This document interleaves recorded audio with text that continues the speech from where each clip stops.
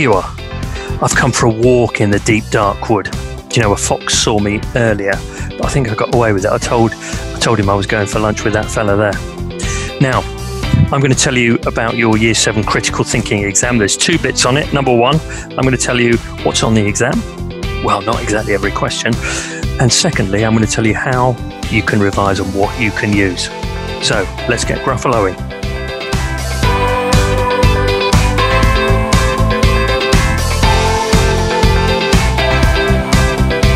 So the first one, problem solving. In there you've got some mind trap questions and some dingbats. Secondly, analysis. That's going to be analysis of fictional characters. What are the classic type of characters that are in almost every story? And what sort of story arc analysis have we looked at? And finally, evaluation. That's evaluation of news sources. That's where you're expected to make some critical judgments about information that you're given. 1. Resources in SharePoint. There's loads there. Over in SharePoint, you will find 3 folders: analysis, evaluation and problem solving, and in each of those folders you will find all the resources we've used in the classroom, at school and also in remote learning. Do have a look, they're very useful. Secondly, your book notes and your worksheets. Go back through those, all the things that we've done that will be on the exam. Obviously those of you who've worked harder will be in a better position for the exam. If you haven't, then you can catch up maybe with bits that you missed, or you can ask questions about them. 3. Talking with your family about the topics. They will know so much more than you think, particularly about evaluating news sources. They'll be able to help you out with that. They may even be able to help you out with some analysis of stories. You might be able to talk about films or stories that you've read together and talk about which characters would fit which plot. You might even be able to revise one evening by watching a film and actually looking at the story arcs and the characters, pausing it and discussing it from time to time. 4. Using a search engine. So use search engines, but use them wisely. So I've typed in fake news.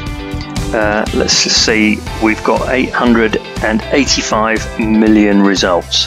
So what I'm going to do is I'm going to be a bit clever and I'm going to type in evaluating fake news, and let's see what that brings it down to. That brings it down to 6 million, but this is the really clever bit. I'm going to type in key stage 3 at the end, just KS3 at the end, which is where you are, and that brings it down to 319,000.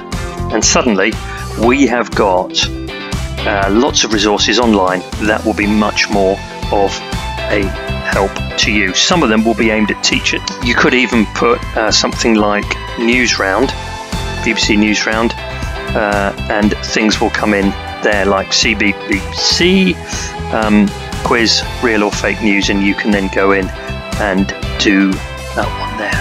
But it's a great resource, do use it. 5. Quizlet.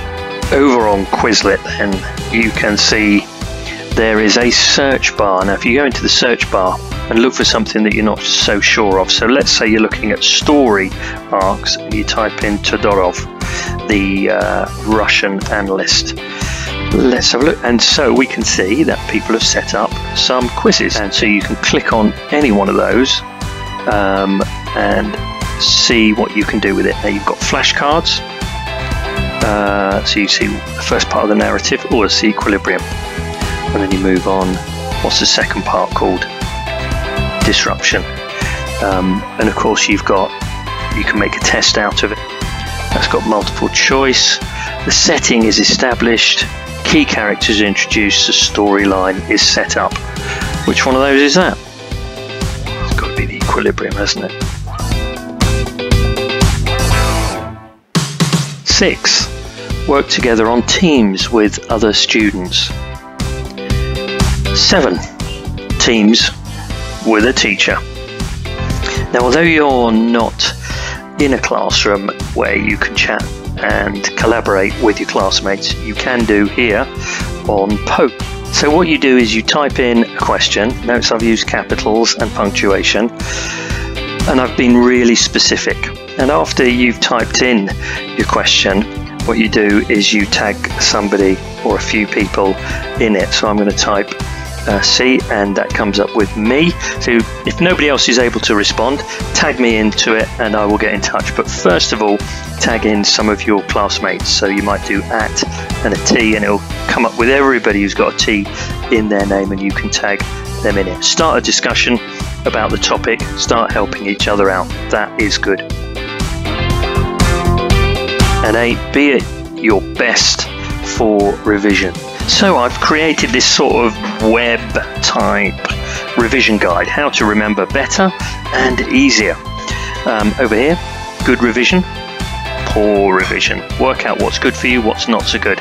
And there's some really easy ways to get better at your exams without actually doing any work.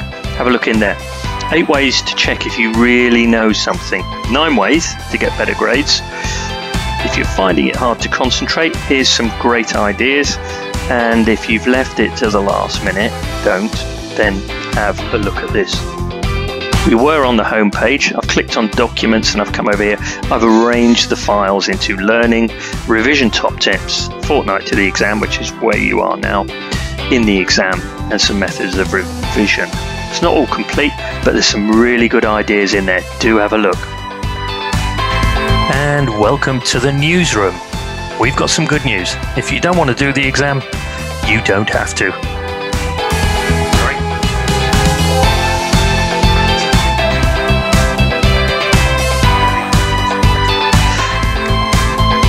I'm sorry, that's fake news.